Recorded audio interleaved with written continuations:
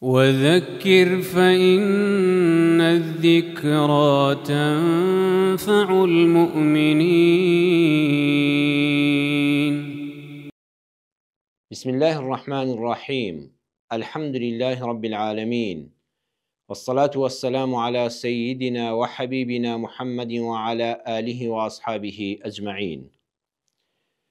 لە ئەڵلقەکانی ڕابردوودا لە زنجیرە باسی یاددا باسی تەباییمان کرد، باسی تەبایی و بەرەکەتی تەباییمان کرد کە چۆن ئینسان لە ناو خێزانێکی بەختەوەردا، لە ناو گەڕەکێکی تەبادا، لە ناو وڵاتێکە کەوا تەبایی و برایەتی و خۆشەویستی لە نێوان دانیشتواندا هەیە، لەو وڵاتەدا هەست بە ئارامی دڵ و دەروون دەکا. بەخوا بە پێچەوانەشەوە وەر لە ناو خێزانەکە تا تەبایی نەبێ، کە تەبایی نەبوو خۆشەویستیش بار دەکا.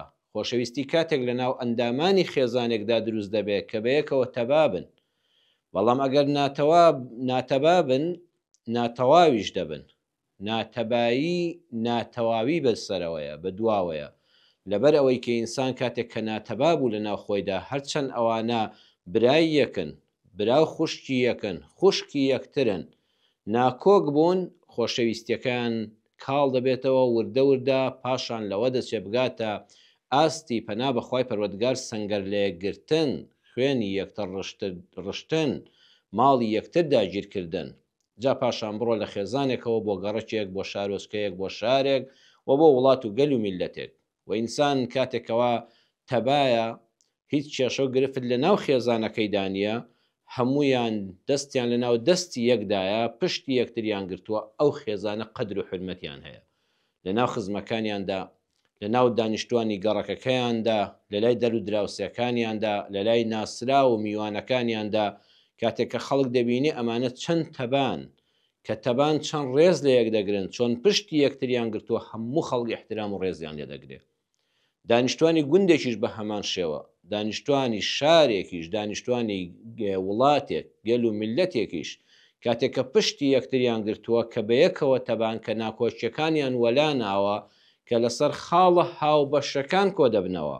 چونکە مرۆڤ بە بێگومان لەگەڵ ئەگەر دوو کەسبی هەموو ژیانت خاڵی هاوبەش نییە، بەڵام ئەو کەسانی کەوا بەردەوام خاڵە هاوبەشەکان دەدۆزنەوە، وەکو ئەو کەسانە نین کە دەڵێ لەوێنەیەکە کە 100 شتی وەکو یەکە تۆ بگەڕێ 7 خاڵی جیاوازی نێوان ئەم دوو وێنەیە بدۆزەوە. یا باشە بۆچی مشکی خۆت عەزیەت دەی ورد بگەڕێی بە دووی 7 خاڵی ناکۆچی نێوان دوو وێنەدا، ئەی بۆ نەگەڕی لە نێوان ئەو دوو وێنەیەدا 100 خاڵی هاوبەش زیاتر هەیە.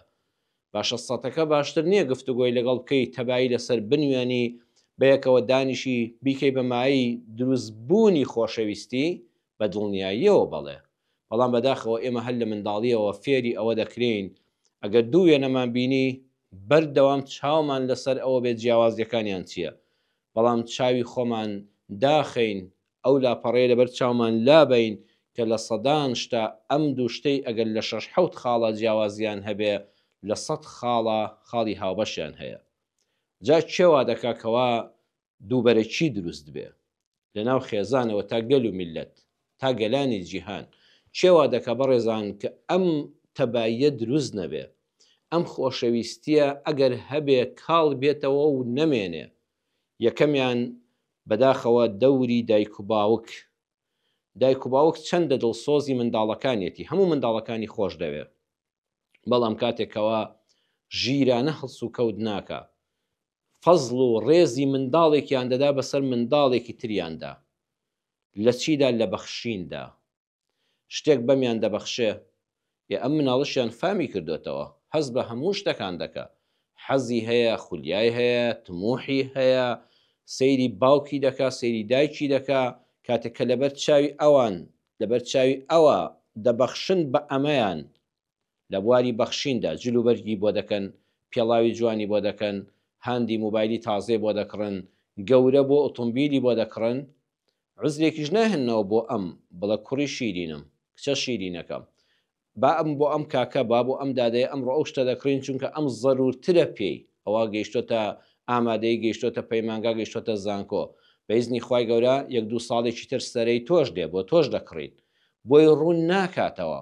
کە ئەمە ڕەم بە پێویستی ئەم قۆناغە بێ کە ئەم بابەتانی بۆ دابینکە بەڵکو هەر زۆر بە ڕوشکاندنەوە لەبەر چاوی ئەو بەخشەکانی بەسەر ئەمە دەبارێنێ وەکو باران بەسەریا دەبارێنێ بەڵام ئەمی مەحروم کردووە هەروەها لە بواری سۆز پێداندا جاری وا هەیە لە بواری بەخشیندا باوکو دایکەکە بە یەکسانی بە هەردوو نەوەکانیان یان چوارنەوەیان هەیە چوار منداڵیان هەیە بە هەر چواریان دەبەخشن وەکو یەک پێیان دەبەخشن جل و بەرگ وەکو یەکە ژووری نووسن هەمووی وەکو یەکە پارە پێدان وەکو یەکە بەڵام لە سۆز بەخشیندا وەکو یەک نین لە سۆز بەخشیندا پێیان جیاوازیان دەکەن زۆر بە ڕووی خۆشەوە دەیداتە دەست ئەمیان 50,000 داوەتە دەست ئەمیان زۆر بە ڕووی خۆشەوە دەست بەسەر یادێنێ بە قوربانی دەبێت خۆ 50,000شی داوەتە ئەوەی تریان بەڵام ئاوا بۆی فڕێدەدا بەڵام ناوچاوانی گرژە بەڵام ڕووی تاڵە بەڵام بە قوربانی نابێ بەڵام دەست بە سەریان ناهێنێ ئەمە هەر لە ڕووی مادیەوە وەکو یەک بوون بەڵام لە ڕووی سۆزەوە ئەمیانتدا ڕووخاند فەزلی ئەمیانتدا بەسەر ئەویاندا جا ئەو نایە تۆڵە لە تۆ بکاتەوە دەسەڵاتی تۆی نییە دێت تۆڵە لە براکەی دەکاتەوە تۆڵە لە خوشکەکەی دەکاتەوە ڕقی لی دەبێتەوە بەلەمپەری بەردەمی خۆی دەزانێ ئەمجا ئەمە بەڕێزان ئاگاتان لێبێ هەر بۆ منداڵەکانی خۆت نییە هەر بۆ کڕوکچەکانی خۆت نییە لە ناو ئەندامانی خێزانەکەتدا بەڵکو بۆ نەوەکانیشیانە تۆ جەنابەت دوو کوڕت هەیە هەردووکیان خێزان و منداڵیان هەیە کاتێ ئەمیان دێتەوە بە سەردان بۆلات یان لە ناو ماڵەکەدا لەگەڵتان یان لە دەرەوەی خێزانەکەی خۆتن و ماڵ و حاڵی خۆیان هەیە یەکیان دێتەوە دەست بەسەر منداڵەکانی دادێنی لە ئامێزیان دەگری لەسەر باوەشی خۆتدان دەنیشێنی خواردنیان بەدەمەوە دەکەی بەڵام کاتێک کە کوڕەکەی تر یان کچەکەی تر کە هاتەوە ماڵەوە بە سەردان یان کە لەگەڵتایە منداڵەکانی ئەوت ئیهمال کردووە لە باوەشیان ناگری سۆزیان نادەیتێ دەستیان بەسەران ناهێنی نایان لاوێنیەوە ئەم ئینسانە ئەم کچەت ئەم کوڕەت هەز دەکا باشە باوکم باشە دایکم بۆچی لە بۆ منداڵەکانی براکەم بۆ منداڵەکانی خوشکەکەم ئەوەندە بە سۆزە باشە منداڵەکانی من چ تاوانێکیان هەیە باشە من چ گوناهێکم هەیە من چ خراپەیەکم هەیە جیاوازیمان چییە یەکسەر ڕقی لە براکەشی و لە برازاکانی دەبێتەوە ڕقی لە خوشکەکەی و لە خوشکەزاکانیشی دەبێتەوە خۆشەویستی هەبوو خی گەورە خۆشەویستی ناو ئەم خێزانەدا دروست کرد بوو بەڵام باوک و دایک کردیان بە دوژمنی یەک یان بەم نەوەیان دەبەخشێ بە نەوەی نەوەکەی دەبەخشێ بەخوا بە ئەمیان نابەخشێ ئەمیان منداڵی دەبێ حوتمی بۆ دەکا حیوانی بۆ سەر دەبڕێ ئەمیان منداڵی دەبێ هەر ئەگەر 10,000 بداتێ بۆ ئەویان ملیۆنە دیناری سەرف کردووە لە عەقیقە و لە مەڕە منداڵە و حوتمدا بەڵام بۆ ئەمیان لەوە چێ 10,000 بۆ خسپێتە زەرفێکەوە یان 25,000 بۆ خسپێتە زەرفێکەوە ئەم چاوانە دەبینێن ئەم گوێیانە دەبیستن کاتێککە فەرقتکردن لە نێوانیاندا بە دڵنیاییەوە پەرتتکردن فەرقتکردن پەرتتکردن جیاوازیت خستنە نێوانیانەوە کردت بە دوژمنی یەک بۆیە یەکەم خاڵی ناکۆچی و ناتەبایی دوای ئەوەی کەوا خۆشەویستی پەروەردگار خسۆتە دڵ و ئەندامانی خێزانەکەەوە لەلایەن دایک و باوکەوە دروست دەبێ بڕواتان هەبێ زۆر دایک و باوک منداڵەکانی خۆی لە یەکتر کردن بە دوژمن باشە تۆ ئەو ماڵە دەبەخشی بە ئەویان بۆ نەیبەخشی بە ئەویشیان بۆ یەکسانی ناکەی لە نێوانیاندا ئەگە یەکسانیش نەبێت دادپەروەری بۆیان ڕوونکەوە بڵێ ئەم منداڵیان خاوەن پێداویستی تایبەتە کوڕەکانم کچەکانم ئەم برایەتان ئەم خوشکەتان کەم ئەندامە خاوەن پێداویستی تایبەتە ناتوانێت وەکو ئێوە پەلاماری کار و کەسابەت بدا ئەگەر ڕەزامەندیتان لەسەر بێ بەبێ حزوری ئەو ئەگەر ڕەزامەندیتان لەسەر بێ ئەم برایەتان ئەو خوشکەتان کە خاوەن پێداویستی تایبەتە با ئێمە بەشی زیاتری بدەینێ ئێوە بەشتان بەم ماڵەوەیە حەقی خۆتانە بەڵام گەورەییە بۆتان بەڵام خی گەورە بە پاداش بۆتان دەنووسێ بەڵام دەبێتە دڵخۆشببوونی هەموو خێزانەکەمان کە دەستی هاوکاری زیاتر بۆ ئەم درێژکەین ێ بەخوا و کاتە هەمویان پێیان خۆش دەبێت بەڵام بۆیان ڕوون نەکەیتەوە پێیان ناخۆش دەبێت یان ئەم برایەتان بۆیە زیاتری پێدەبەخشم لەبەرەوەی خوێندکارە خوێندکاری زانکۆیە لە شارێکی تر دەخوێنێ تۆ ئەلحەمدوللا لەسەر سفرە و سینەکەی ماڵی خۆمانی کوڕە شیرینەکەم کچە شیرینەکەم بۆیە دەوی بەخشم بە ئەویان لەبەرەوەی کە ئێستا ئەو زیاتر پێویستی پێیەتی تۆش ئیشاڵڵا لە دڵت گران نەبێت لە جااوکەی جان دایجان دەخوا دەستان خۆش بێ کاکەم دادەم کە بخوێنێ لە شارێکی تر پێویستی هەیە و مەسرەفی هەیە والله زۆرم پێخۆشە چاولێ بۆت ڕوون کردەوە قەنەعەتت بە دڵی کرد کە ئەمە سەروەری و گەورەییشە بۆ تۆ ئەمە دڵفراوانی تۆی براوخۆشکە و خەمخۆریە خێزانەکانمانە لە کاتی پێویستدا چێمان پێویستی زیاتر بوو زیاتر ماڵەکەمان بەوە ببەخشین. بەڵام لەبەر چاوی ئەوە ئەڵێ ئەوە فڵان کەس ئەو زەویان بۆ تۆ داناوە، ئەمیش زەق زەق سەیرت دەکا، تۆڵە لە تۆ ناکاتەوە، بەڵام دێت تۆڵە لە براکەی دەکاتەوە. تۆ براکانت کرد بە دوژمنی یەکتر، بە یەکتر بە کوشتت دایک و باوک.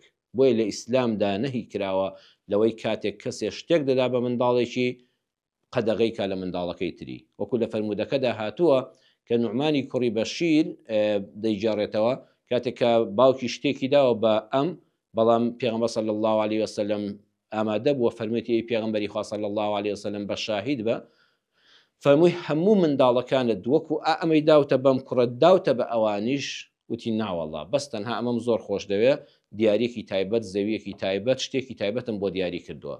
فەرمووی من مەکە بە شاهید لەسەر ستەم، ئەمە ستەمە، ئەمە زوڵمە، ئەمە ناحەقیە، ئەمە ناڕەواییە، تکایە ناوی منی تێمەکە، من بەم بابەتە ڕازی نیم.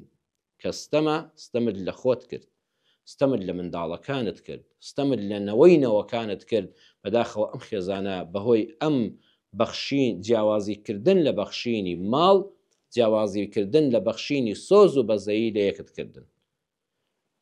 دوای دایک و باوک ئەو کەسانی کە دەبنە هۆی دووبەرەکی و ناکۆچی بریتین لەو کەسانی کەوا بەرپرسیارەتیان هەیە، ئەو کەسانی کەوا بەرپرسی یەکەمی وڵاتن، کە دەسەڵاتیان هەیە، کە پارە و ئابووری وڵاتیان بەدەستەوەیە، هەندێک لە هاوڵاتیان لە خۆیان نزیک دەکەنەوە، بە لێشاو بەسەریان نادەڕێژن، زەویان پێدەدەن، پۆستیان پێدەدەن، پلیان پێدەدەن، بەبێ ئەوەی شیاو بن، تەنها لەبەرچی لەبەر ئەوەی ئەمانە دڵسۆزی خۆیان بە نیفاق بۆ سەرۆک دەردەبڕن، بۆ حیزب دەردەبڕن، بۆ دەسەڵات و حکوومەت دەردەبڕن، چەپڵە لێدەرن، ماستاوچین، بە هەموو شتێک هەردەڵن قوربان بەڵێ بە چاوان، وڵات هەرچی عیبەنیەتی، ئەوانەی کەوا هەر کاتێک کە نان و قوتیشیان ببڕدرێ هەر چەپڵە لێ دەدەن و هەر دەستخۆشی دەکەن وڵان وڵات شامی شەریفە، حکوومەت لەسەر ئەوانەدا بڕێژێ. دەسەڵاتی وەخت، دەسەڵاتی وڵات، ئەوەی کەوا پێگەی حکومی و سەربازی و عسکەری بەدەستا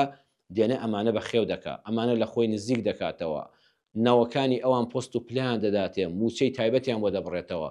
بەڵام خەڵکەکەی تر کە ئەوەش هەر جەماوەرە، کە هەر هاوڵاتی تۆیە، خوێندەوارترە، بڕوانامەی باڵاترە، بەخوا دڵسۆزترە، خیانەتی بەگەل و نیشتیمان نەکردووە، ئینسانێکی دیندار و خواناسە، خاک دۆستە، حکومەتەکەی خۆی خۆش دەوێ، ڕەخنەی بنیاد نەردەگرێ نەک ڕووخێنەر، بە زمانی گوڵ پێت دەڵێ وڵات بەم شێوەیە بەڕێوە ناچێت، دواتر هەمومان لەم کەشتێدا زەرەر دەکەین کە غەرق بووین، هەمومان بەیەکەوە غەرق دەبین. با دادپەروەری هەبێ، با یەکسانی هەبێ، ئەمانە مەحروم دەکرێن، ئەمانە وەلا دەندرێن، ئەمانە دەگیرێن، ئەمانە تۆمەتیان بۆ دروست دەکرێت، ئەمانە بە خائین ناو دەبرێن. ئیتر ئەو ڕەشە خەڵکە ئەو جەماوەرە زۆرە ئەبێتە دوژمنی ئەو کۆمەڵە هاوڵاتی کە هەر خزمی خۆیەتی، کە هەر دانیشتووی وڵاتەکەی خۆیەتی، لە یەکیان دەکەن بە دوژمن. ئەمانە ئەنجا حەز دەکەن حکوومەتەکە بەڕووخێ، حەز دەکەن ئەو دەسەڵاتە لە ئەوانی شتێک چێ، حەز دەکەن ئەو کەسانی کەوا لە دەوروبەری ئەو سوڵتەیە کۆبوونەوانێ و بە نیفاق خۆیان بردوۆتە پێشەوە ڕازگۆژ نین، هەر ڕۆژە پیاوی یەکێکن، ئەمانە حاڵیان باشە، حەز دەکەن هەمویان ئەمجا بەیەکەوە غەرق بن. خۆشیان زەرەر دەکەن، وڵاتەکەش زەرەر دەکا، حکوومەتەکەش زەرەر دەکا، کیانەکەش زەرەر دەکا. بۆیە ئەو کەسانی کەوا دەسەڵاتیان هەیە لە وڵاتدا کاتێک دادپەروەر نین، ستەم لە خۆیان دەکەن و ستەم لە تەواوی دانیشتوانیش دەکەن.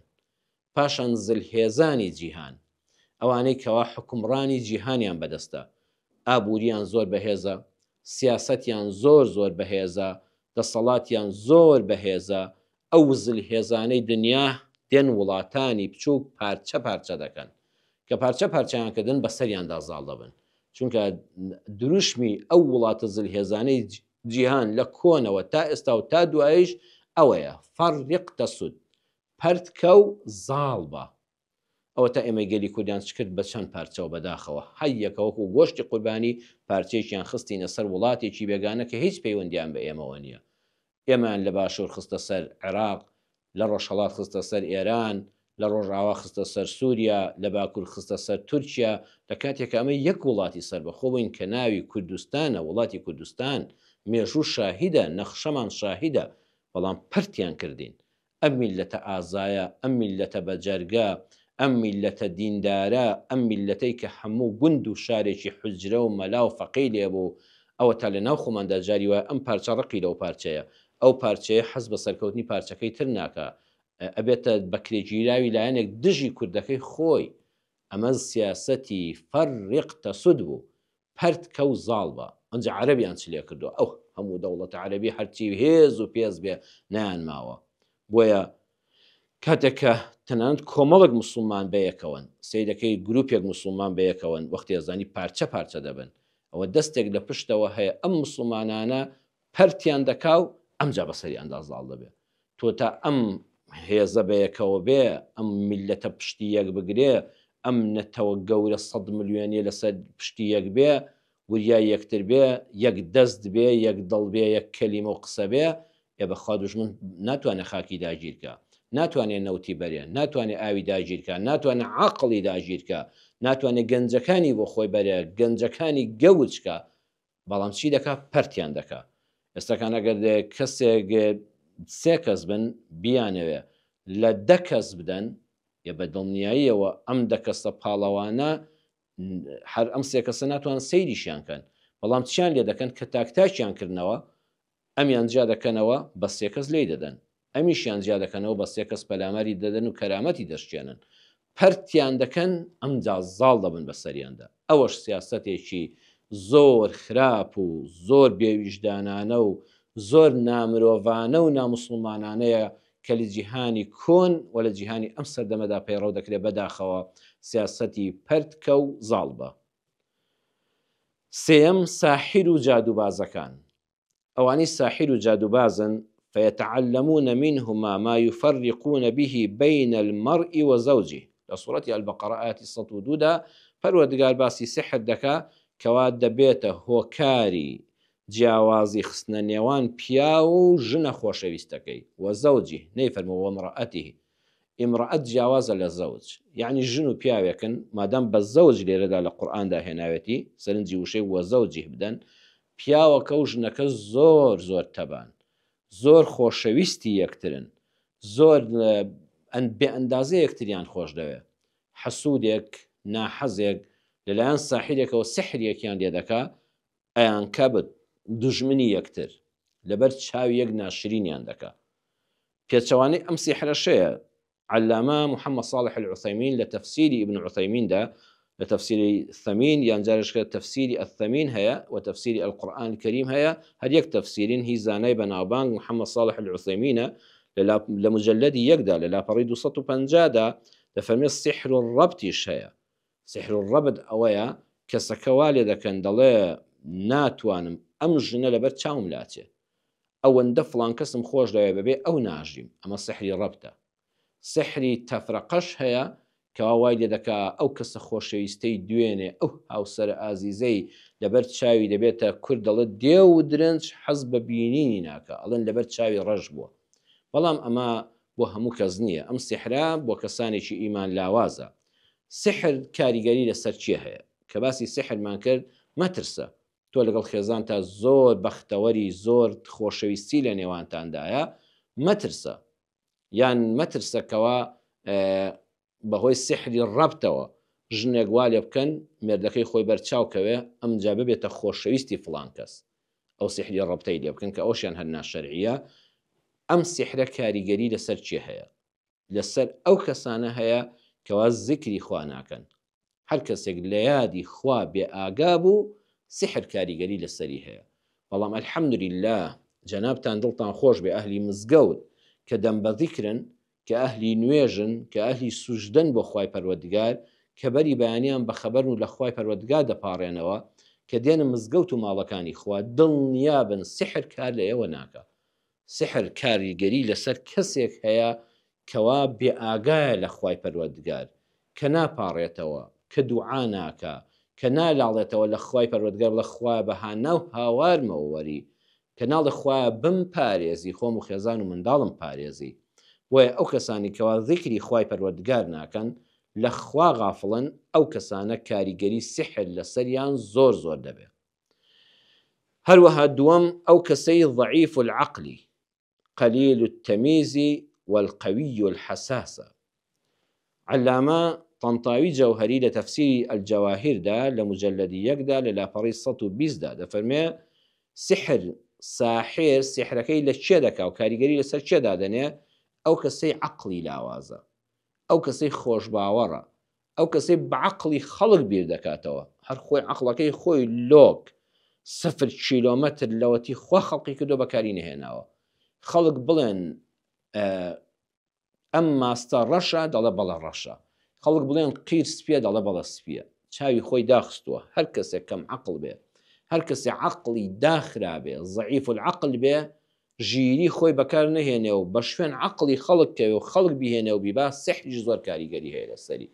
کەواتە هەر کاتێک شتێک هاتە بەردەمت عەقڵت دامەخە، ئەم عەقڵ و ژیریە خوا بۆ ئەوە پێی بەخشیوی بەکاری بێنی.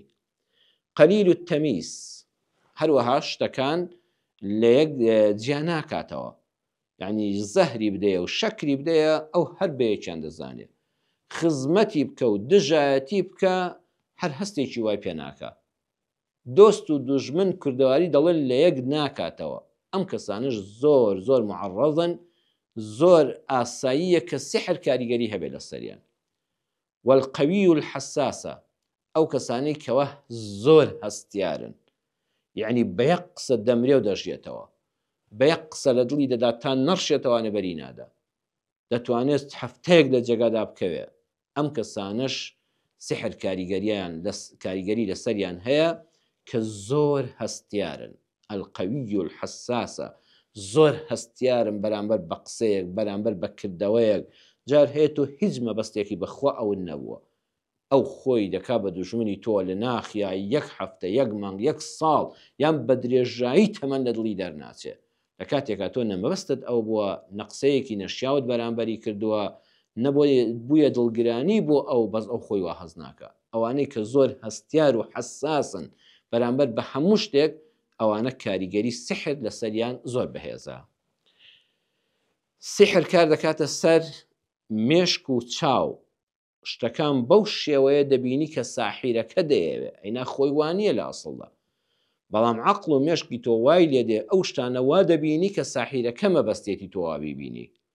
وەکو لە سوڕەتی الأعراف ئاەتی 116 دا خوای پەروەردگار دەفەرمێ سەحروا ئەعیون الناس واستەرهەبوهم. ساحیرەکان سحریان لە چاوی خەڵکی دەکرد و دەیانترساندن، لەبەر چاوی ئەو خەڵکە گوریسیان دێنە، حەبلیان دێنە، فڕیان دەدا دەبوو بە مار و ئەژدیها و دەی فیشکاند و خەڵک دەترسانە هەمووی ڕای دەکرد. ئەوەنە ئەژدیها دەمی کردبەوە، بەڵام ئەوە لەبەر چاوی خەڵکاوا بوو. ئەینا بەخوا هەر گوری سوپەتەکەی جاران بوو، چکە قورئانەکە دەفەرمێ سەحروا ئەعیون الناس، سحریان لە چاوی خەڵکەکە دەکرد. ئەینا خۆی وانە بوو، سحریان لە چاوی خەڵک دەکرد، پەردەیەک بەسەر چاویدا دەدرا. هەر وەکو ئێستا لە جیهاندا هەر ئەمڕۆ لە کوردستانی شەوا بزانم ئەو چاویلکانە هەن، لە وڵاتانی پێشکەوتوودا ئەو چاویلکانە هەن، بۆ دوو لە ڕیژە ناوتان پەرژین بێ بە ئاژەڵ بۆ ئاژەڵ بەکاری دێنن. عینەکێک هەیە ئەیکەنە چاوی مانگاکانەوە، ئەو مانگانەی کەوا شیردەرن بۆ شیر بەکاردەهێنرێن لە چێڵگە پەلەوەریەکان ئاژەڵیەکاندا، گاوداریەکانی پێدەوترێ. ئەو مانگایانە ئەو عینەکەیان دەکرێتە بەرچاو، تەماشای کا دەکات، کای وشک دەخوا، پوشی وشک دەخوا، لەبەر چاوی دەبێتە وێنجەی تەڕ و گوڵ و گوڵزار، بلۆکێکی ڕق و تەق، ڕەش و برش بەرامبەرەتی. کە عینەکەکان لە چاو کرد سەر هەڵدەبڕێ حتا چاو بڕ دەکا، گوڵ و گوڵزارە. جامان لە ڕووی عیلمیەوە کاریگەری لەسەر زۆربوونی شیرەکەی هەیە و کاریگەری لەسەر بەتامبوون و چەوربوونی شیرەکەشی هەیە. یعنی ئەویان تاقی کردوێتەوە ئەو دوو مانگایە هەردووچیان کای وشک دەخۆن، پوشی وشک دەخۆن. ئەویان کە عینەکەکەی لە چاو کراوە شیرەکەی زۆر فەرقی هەیە، چونکە بە حیسابی خۆی لەبەر چاوی خۆی ئەمە وێنجەیە کە قەرسی لە گوژ و جای بەهاریە حتا دەڕوانێ سەوزاییە. خۆ تەماشاکە ئەوە عینەکەکە وای لێ کرد کای وشک بە وێنجە ببینێ، بلۆکی ڕەش و برش و دیواری ڕق و تەق حتا چاو بڕکا بە گوڵ و گوڵزار ببینێ. چاو لێ سحر لە چاوی کرد. ئەمە عینەکەکە عیلمیە. سحریش بەڕێزان ڕێک ئاوایە، ڕێک ئاوایە لەبەر چاوی ئەو کەسەوە کۆی عینەکەکەی لە چاو دەکەی دەتوانی بۆ مرۆڤیش بەکاری بێنی. مرۆڤەکە لەسەر جادەیەکی خۆڵ دەڕوات تەپتۆزی لێ هەڵدەستێ کە ئەو عینەکەی دەکەنە چاو لەبەر چاوی لە پارک و حەدیقەیەکایە هەر هەموو سەوزاییە خۆی هەڵدەکە ژووجیاکە لەبەر چاوی ئەوەندە هاتووە. ئەمە بەهۆی چاویلکەکەەوە کە عیلمیە وای لێکرا. بەڵام سحر پەردەیەک بەسەر چاوی ئەو کەسەدا دێنێ نێتی ساحیر چۆن بێ ئەویش ئاوا دەبینێ. سەحیر و ئەعیونە الناسی. وابزان بەو نمونەیە جەنابتان باش تێگەیشتن. وەکو عینەکەکەی کە دەیکەنە چاوی مانگاکەەوە لەم سەردەمەدا بۆ ئەوەی کەوا شیری زیاتر بێت، چاورتر بێ و چێژی زیاتر بێ و بەرهەم زیاتر بدا. مامۆستا مەلا محەممەدی جەلیزادە زانای پایەبەرزی کورد کە ناسراوە بە مەلای گەورەی کۆیە لە تەفسیرەکەیدا لەبەر یەکدا لە لاپەڕەی 129دا مامۆستا مەلا محەممەدی جەلیزادە مەلای گەورەی کۆیە دەفەرمێ جارێکیان کابرایەک هاتە کۆیە. کابراکە هاتە کۆیە من لە خزمەت بابم و شێخ عەبدولکەریمی بەرزنجیدا بووم. دانیشتە بوو بە حساب ساحیر بوو، سحری دەکرد. ئەڵێ مامۆستا مەلا محەممەدی جەلیزادە دڵە من منداڵ بووم، تازە مێر منداڵ بووم، لە خزمەت بابم و شێخ عەبدولکەریمی بەرزنجیدا بووم. 4 پولە سوورکەم هێنا، 4 پولە سوورکەی سکەی عوسمانی هێنام دامە دەستی ئەو پیاوە. خستیە جامە ئاوێکەوە، پەڕۆکەیەکی دەڵێ بەسەردادا، پەڕۆیەکی پێدادا، تۆزە ئاوایەکی کرد و قسەیەکی کرد و پەڕۆکەی لادا، دەستی کرد بە ناو ئاوەکەدا، کاسە ئاوەکەدا کە هێنانیە دەرەوە 4 لیرەی زێڕی خالسی بە تەریخ و ئەتواری شاهانە. ئاوا نووسێتی بە تەریخ و ئەتواری شاهانە 4 دانە لیرەی زێڕی بریسکاوەی ئەسڵ خالیس بە تەریخ و ئەتواری شاهانە هەمووی لەسەر بوو. 4 فلسە سوورکەی عوسمانی بوو بە 4 لیرەی زێڕی خالیس. دایەوە دەستم، منیش وتم جابرە ئەگەر تۆ ئەمە دەکەی بۆ ئەم جلانە دواشڕە، بۆ وا شەڕ و دڕی، بۆ وا دەگەڕی گوند بە گوند و شار بە شار و گەڕک بە گەڕک خۆت کردوتە مەسخەرە و ئەو خەڵکە لە خۆت کۆ دەکەیەوە. هەر ئەم فلسە سوورکانە بەس ڕۆژێک ئەم کارت بەردەوام بێ، کوڕە بەس مانگ بێ دەبی بە دەوڵەمەندترین کەسی دنیا 4 فلسە سوورکە هەر قیمەتی نییە، هەر هیچ ناکە، تۆ بیکەی بە 4 لیرەی زێڕی خالسی عارە 24 ئیتر بەخوا لە ماوەی شەو ڕۆژێکە بەستە، بەس ئەم کارە بکە. ئەڵە سەیری کردم وتی کاکە ئەوە ڕووکەشە ڕووکەش، ئەوە بەس لەبەر چاوی تۆ وایە، هەر مەسافەیەک وایە، دواتر یەکسەر و خۆی لێ دێتەوە، دەبێتەوە فلسە سوورکە. دوایی ئاشکرا دەبم هەر تێدا دەچم و دەمکەنە زیندانە و سەریشم تێدا دەچێت. ئەمە لە دواییدا ئێستا لەبەر چاوی ئێوەدا لیرەی خالیسە، زێڕی خالسی ئەتواری شاهانەی لەسرە، تاریخ و بەرواری شای لەسرە. بەڵام هەر مەسافەیە چکەل لەبەر چاوی تۆ دەبێتەوە فلسە سوورکەکە. من لەبەر چاوی تۆ وام لێ کردووە. بەڵێ سحر ئەوەیە، سەحیر و ئەعیونە الناسی، ڕاستەقینە نییە. سحر ئەوەیە کەوا لەبەر چاوی تۆ شتەکە بۆ جۆرەی لێدێ. چوارەم ئەوانەی شەیاطینن، شەیاطینی ئینس و جن، ئەو کەسانن کەوا دەبنە هۆی جیاکردنەوەی نێوانی ژن و مێرد.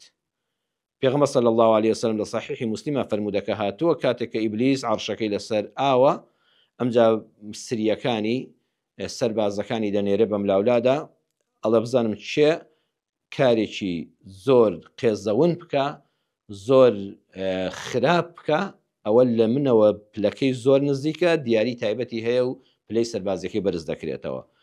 لە حەدیثەکە دەفەرمێ چێ دەڵە ئاو فعلت کەذا وکەذا، ئاوام کرد و ئاوام کرد، تووشی نەزەرم کرد، فڵان کەسم تووشی زینا کرد، فڵان کەسم تووشی غەیبەت کرد. دەڵێ ما صەنعتە شەیئەن، کارەکەت ئەوەندە نییە، تۆ بەی لێ دەکا لەوە چێ لە جاران بێتەوە پیاو چاکتر. حتى یەکێکیان دەڵێ راپۆرتەکەی ئەوەیە، دەڵێ ما تەرەکته حتى فرقت بينه وبين امرأته، والله لێی نزیک بوومەوانێ وازم لێ نەهێنان، دەمەبواڵەیەکی بچوو بوو کەوتە نێوانی ئەو پیا و ژنەوە، بەڵام من بوومە هۆکاری جیابوونەوەیان، وازم لێ نەهێنان فەیودنیه منه، حتى دڵێت تەلاقمدان بە یەکتر، لێکم جیاکردنەوە بوو گەیشتە تەلاق، هانمدان ختورەم دەخستە دڵیانەوە، لێی خۆی نزیک دەکاتەوە، دەڵێ نیعمە ئەنتە، تۆ نزیکی منی، خۆشەویستترین کەس بەلای ئیبلیسەوە ئەو کەسەیە کەوا ژن و مێردێک لە یەک دەکا. کەواتە هەر کەسێک لە پیاوان و لە ژنان، لە کوڕان و نەکچان ببێتە هۆکاری جیابوونەوەی ژن و مێردێک لە یەکتر، دوو دەستگیران لە یەکتر، ئەوە لە ساحیر پیسترە، ئەوە لە ئیبلیس پیسترە. کە خۆتان پارێزن لەوەی کەوا ببنە هۆکاری ناکۆچی نێوانی ژن و مێردێک کوڕێک و کچێکی دەستگیران بە پێچەوانەوە هەوڵی تەبایی و خۆشەویستی چاندن بدەن. خی گەورە باشتر لە دینەکەی خۆی شارەزامانکە لە قورئانەکە زیاتر بەهرەوەرمانکە ئینشاءڵڵا لە دەرسی داهاتوودا لە ئاڵلقەی داهاتووی زنجیرە باسی یاددا درێژە بەم بابەتە دەدەین. والسلام عليكم ورحمة الله وبركاته. وذكر فإن الذكرى تنفع المؤمنين